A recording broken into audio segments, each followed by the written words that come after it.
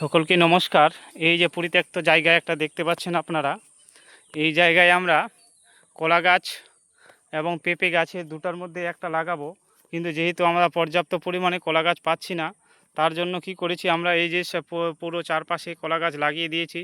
এবং এই কলা গাছগুলো থেকে আমাদের কি হচ্ছে, বক বার হচ্ছে প্রত্যেকটা গাছ থেকে। এই যে দেখতে পাচ্ছেন একটা বক বার হচ্ছে। এই বকগুলো বা গাছগুলো যে বার হচ্ছে, এই গাছগুলো প্রত্যেকটা গাছ থেকে 3টা 4টা 5টা করে বার হওয়ার জন্য এটা দিয়েছি আমরা। এই যে এখানে বার হচ্ছে, এবার এগুলো বার হবে। তারপর আমরা এই যে জমিটা আছে, এই যে জমিটা আছে পুরো জমিটা, এখানে কিন্তু কলা গাছ লাগানোর পরিকল্পনা চলছে আমাদের। যেহেতু এদিকে সেরকম পাওয়া যাচ্ছে না চাহিদা মতো গাছ, এই জন্য আমরা কিন্তু এগুলো লাগিয়ে দিচ্ছি।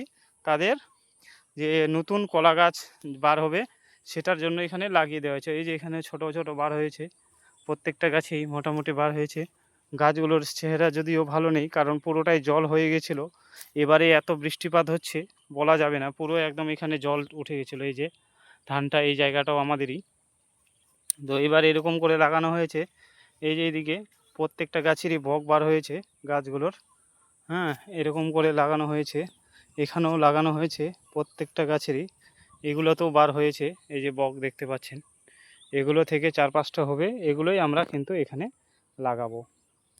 বোঝা যাচ্ছে? ঠিক আছে। আমাদের প্রকল্পগুলো কেমন হচ্ছে, এই যে পুরো জায়গাটা দেখতে পাচ্ছেন, এটাতে লাগানোর পরিকল্পনা চলছে। হয় পেঁপে লাগাবো, নয়তো কলা গাছ। তো কোনটা লাগালে বেশি ভালো হয় আপনারা অবশ্যই কমেন্ট সেকশনে জানাবেন। আমরা কলা গাছ এরকম লাগিয়ে দিয়েছি, তাদের বাচ্চাগুলো মানে ছোট ছোট যে বার হয় শাখা, সেগুলো ওই যে গাছগুলো হয়েছে সেই গাছগুলোর থেকে আমরা এখানে কিন্তু লাগাবো। ঠিক আছে। তো পেঁপে গাছটা বেশি ভালো হবে না কলা গাছ ভালো হবে, আপনারা কমেন্ট সেকশনে জানাবেন।